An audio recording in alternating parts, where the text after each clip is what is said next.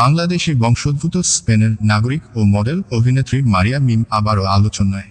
অভিনেতা সিদ্দিকের সঙ্গে বিচ্ছেদের পর খোলামেলা পোশাক ও ব্যক্তিত্ব নিয়ে প্রায়শই থাকেন সমালোচনার কেন্দ্রে।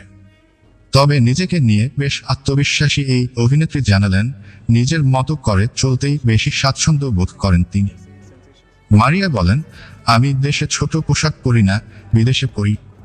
কারণ আমি বেড়ে উঠেছি বার্সেলোনায়, তাই ওয়েস্টার্ন পোশাকে স্বাভাবিকভাবেই বেশি স্বাচ্ছন্দ্য বোধ করি। মজা লাগে। এই যে সুন্দর সুন্দর ছবিগুলো তুলেন, এগুলো কে তুলে দেয়? এগুলো আমার ভাই। সম্প্রতি সেলিব্রিটিদের নিয়ে আয়োজিত এক ক্রিকেট টুর্নামেন্টে অংশ নিতে গিয়ে গণমাধ্যমে মুখোমুখি হন তিনি। মারিয়া মিমের বক্তব্য, বলিউডে কেউ ছোট পোশাক পরলে সবাই প্রশংসা করে, অথচ আমরা পরলেই সেটা নেতিবাচক মনে করা হয়। মানুষের মেন্টালিটি বদলানো দরকার। মিডিয়াতে কাজ করতে হলে গ্ল্যামারাস তো থাকতেই হবে। মারিয়ার মতে, ছোট পোশাক তারাই পরবে যাদের মানায়।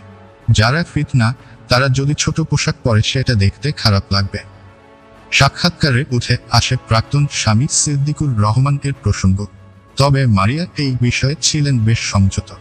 মারিয়া বলেন, তার সঙ্গে আমার বিচ্ছেদ হয়েছে 6 থেকে 7 বছর আগে। সে তো এখন আমার স্বামী নয়, তাই এই বিষয়ে কিছু বলতে চাই না।